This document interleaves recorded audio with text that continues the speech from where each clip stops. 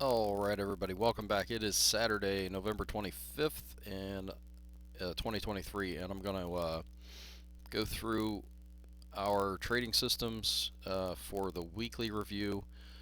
It should be pretty quick here because Friday's action was shortened trading day, and uh, yeah, we already covered a lot of this stuff for the week. So really, the big take home is going to be um, what we did with our automated trading systems. So I'll close this. We'll come back to stockcharts.com. We'll go down here and open up our automated trading system results. And this is the Dow futures, and it's been going down lately. In the scheme of things, this is still obviously a rising uh, equity curve. However, I don't like this sideways action for so long, so I've been working on something else, and we'll look at that when I get it all tuned up. So, the 23rd on Thanksgiving Day, I did not trade. I didn't turn the systems on, and you can see there wouldn't have been much to it. On the 24th, however, I did turn the systems on, and you can see there still really wasn't much to it, which is expected. And the markets closed at 1 p.m. Eastern Standard. Um, and I've held through weekends before, holiday weekends.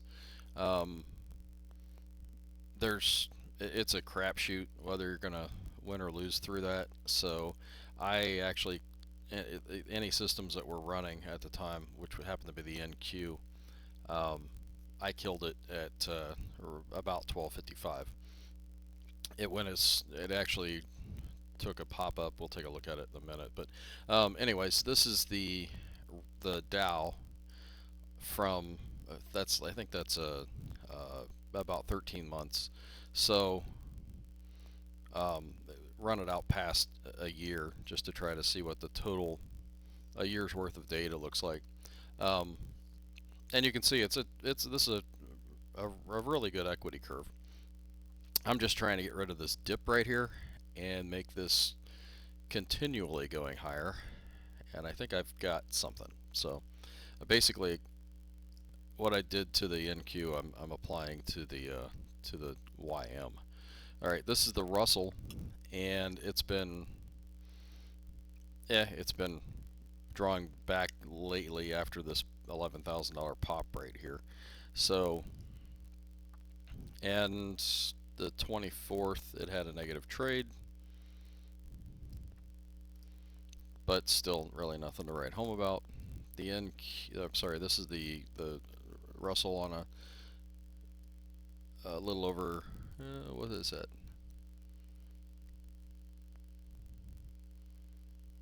Yeah, that's a little over a year's worth of data. Here's the NQ. So the NQ actually had some winners, had some losers in the last few days, and actually right now it's showing that it's still in a trade. This is what I'm talking about. It was up $400, and so I took it off the table. I could have held, and maybe it'll open at 6 p.m. on Sunday night higher. Maybe it'll open lower, and I just took the 400 and ran. So, um, which that's really like I say, it's a crapshoot. So this is what the equity curve looks like with actually every time those holidays happen. So you can see it doesn't really affect anything. It's just a matter of, do you want to hold for the weekend? And this weekend I just don't. All right, so that's the automated trading systems. Let's dive into the markets real quick. So the S&P still up here in nosebleed section. We've gotten to these past highs or potential liquidity.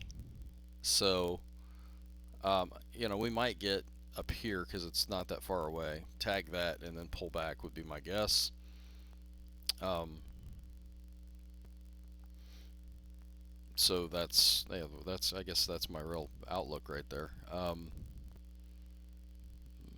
The Dow Also really close to that 52-week high. I could see, like I say, tag that and then pull back. Everything's generally where it belongs for the weekly as far as for a bullish trade, for a bullish outlook.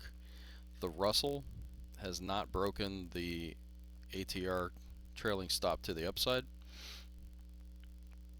and it's got really a lot more room to move. Although if the other one moves higher, uh, this one could pull back as well, and it really wouldn't be damaging in any way for a bullish outlook. The Nasdaq, same thing. We're up here near the 52-week highs. So it's interesting that the Russell is actually the lagging market right now. The small caps tend to be the first ones to move, and it's because they're harder to get in and out of. So they move higher faster, and they tend to move lower faster. They just this time's it's different. I don't know in almost 20 years of trading that I've seen that before, quite like it is unfolding right now. Let's look at IYT. That's a transportation index. We're getting close to the end of a month, and there's a potential for IYT to close higher than the Harvard lines, the gold Harvard line here. So that would be a longer term bullish signal, bullish indication. And yeah, we'll keep an eye on that one. All right, oil is still pulling back.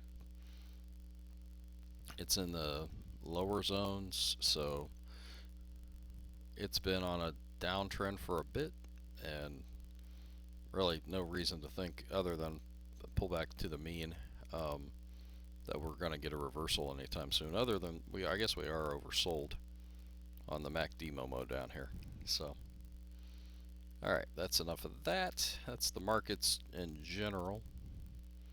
Flip back to the bullish percent indexes and get a read on where we're at. The industrials added a new X on Friday, 4.76% up, and we are up against a potential resistance area. The NYA added a new X on Friday, 1.4% up. Transports didn't move. The NASDAQ added a new X, up 0.65%. The SPX up 0.96%. The OEX up 1.61%. And the INDX didn't move. So, all right. So for the short term, I think it's still pretty bullish, and that's my read. So I hope everybody has a great weekend. Go Bucks, beat Michigan. Take care. Good trading. Have a great weekend.